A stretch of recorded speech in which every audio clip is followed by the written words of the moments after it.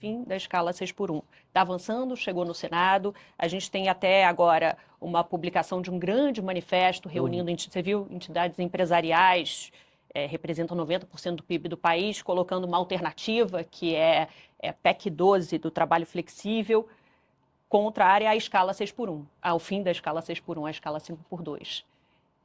Como é que é a sua posição? Eu já vi que você se posicionou contrário a isso. Minha posição é que o governo fez foi vagabundagem. A palavra é vagabundagem. Assim, o Brasil ele é um país que ele está fora das cadeias globais de produção. E para a pessoa que não está nos assistindo, o que isso significa? Significa que se você vai fazer um carro, nenhuma empresa quer jogar os componentes do carro para aqui. Se você vai fazer um celular, os componentes não são feitos aqui. Por quê? Porque é caro produzir aqui. E se é caro produzir os produtos que o mundo consome, significa que nós não teremos empregos de qualidade aqui. Então, o Brasil devia estar focando, que eu vou focar no meu governo, em fazer reformas que aumentem a competitividade. O Lula não liga para isso.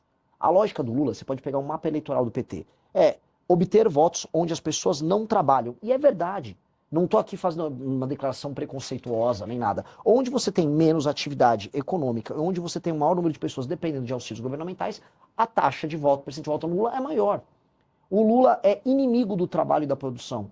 Desculpa cair no clichê de xingar o Lula disso e daquilo. O Lula, a vida inteira dele foi lutar contra o trabalho. A vida inteira dele foi essa. E aí as pessoas vão perder. Eu estou avisando, nosso deputado Kim, estou avisando. Vocês estão caindo numa conversa mole.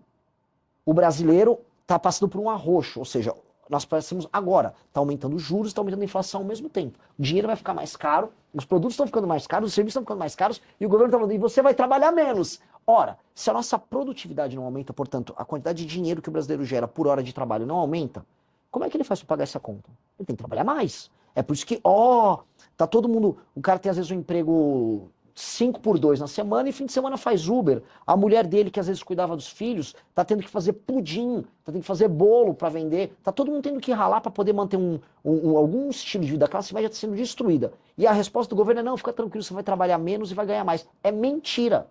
É mentira, é um estelionato, é papo de vagabundo do Lula.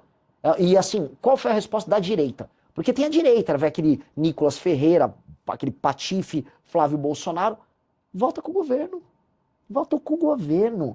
Que coisa imunda. Não tem coragem de se posicionar porque tem medo de perder voto. E aí nós nos posicionamos contrários porque o que o Brasil precisa é flexibilização nas leis trabalhistas. Que é exatamente essa PEC. Ela gera alguma flexibilização porque ela faz com que você pague por hora, mas aceitando que houve uma diminuição de jornada de 44 para 40 horas. Ok, diminui de 44 para 40 horas. Isso vai fazer com que o brasileiro tenha que trabalhar, vá trabalhar menos? Não! O brasileiro vai fazer bico por fora.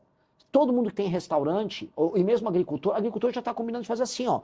Olha, eu não vou poder, eu vou precisar que a gente trabalhe no sábado e no domingo. Então contrata os seus caras, você fala pro vizinho, eles trabalham até tal dia e aí nos outros dias eu vou ter que contratar. Só que para quem eles vão jogar o custo dessa ineficiência?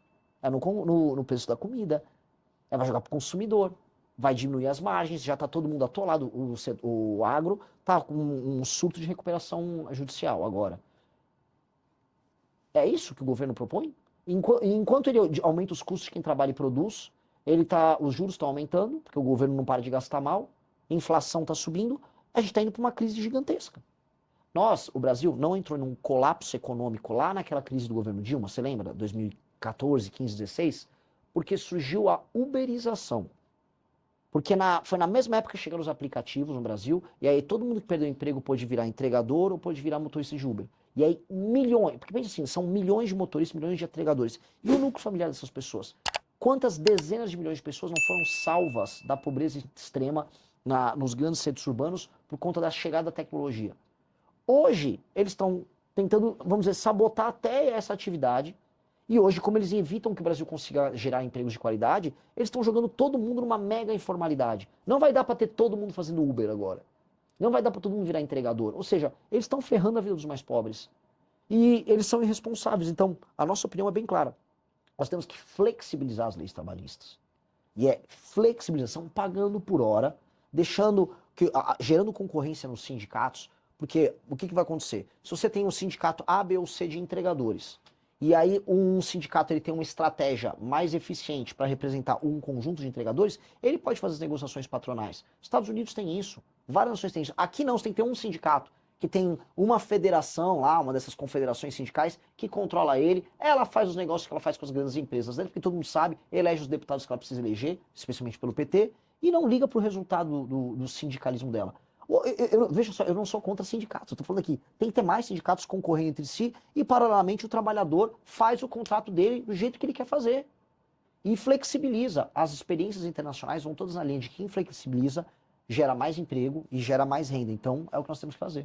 Se avançar, e é o que parece, a votação da redução da escala 6 por 1, você, se eleito, trilharia algum caminho para tentar derrubar? Eu faria diferente. Já que eles destruíram a CLT com isso, eu vou propor um novo regime de contratação paralelo. Porque, olha só, já existe. Vamos ser bem sinceros. Todo mundo que está nos assistindo aqui, deve ter pessoas que são comerciários, gente que trabalha com serviço. Saiu nos últimos 15 anos de 700 mil para 17 milhões o número de pessoas que são PJ. O que é o PJ, além de um regime alternativo de contratação? Sim. Porque as pessoas não Não é um querem. grande empresário. Então, o que está acontecendo? Né? O cara que virou PJ, ele não virou um businessman. Ele está vendendo a força de trabalho dele, dando um cambalacho na CLT, que não funciona. Ora, que tal nós aceitarmos que isso é um cambalacho e nós criarmos um regime alternativo formal, tudo certinho, bonitinho, a pessoa não precisa criar uma PJ, que ela trabalha como pessoa física e ela vem da força de trabalho e preste o serviço dela de maneira mais tranquila. Mas aí derrubando uma suposta redução da escala que Aí passaria, não? a pessoa é livre para fazer, porque o PJ já Ah, é livre tá. para Você fazer. vai apresentar uma alternativa. Alternativa. Aí as pessoas misteriosamente vão preferir a alternativa. É isso que vai acontecer. Porque do jeito que está, é um regime mentiroso que o Lula está usando para se reeleger, enganando pessoas em áreas urbanas que vivem um drama. Qual é o drama do cara, da pequena porcentagem da população que vive na escala 6 por 1? Que é uma pequena porcentagem. CLT 6 por 1 não é o grosso das pessoas que trabalham no Brasil. Pois bem, é o cara que é um trabalhador urbano, que demora horas para sair de uma periferia e trabalhar numa região mais central e voltar. Esse cara gasta 2 horas, às vezes 3 horas, para ir e voltar do trabalho, todos os dias. Esse cara não tem vida, ele está exaurido ao longo da semana. E ainda ele tem o trabalho no sábado. Pois bem, esse é o cara que no início se empolgou com o fim da escala 6 por 1. Ele está sendo enganado, estão mentindo para ele. Só que o governo nunca ofereceu para esse cara infraestrutura, sistema de incentivos para a instalação de empresas em regiões mais periféricas. Aí esse cara poderia gastar quer dizer, podia economizar essas horas que ele está no transporte, trabalhando mais perto de casa. Ele não consegue. A grande maracutaia é que o trabalhador não consegue trabalhar perto de casa e tem um sistema de transportes precário. Como é que um cara que mora, vamos dizer, no extremo da Zona Leste de São Paulo, vai de ônibus trabalhar, sei lá, em Moema, na Zona Sul? Demora 3 horas e pouco. Esse cara não tem vida. Como é que não existe um metrô que atende essa pessoa rapidamente? Né? Por que o Brasil não tem grana para investir em infraestrutura? Por que não tem grana para investir em infraestrutura? Porque gasta mal dinheiro. É um ciclo. Ciclo vicioso.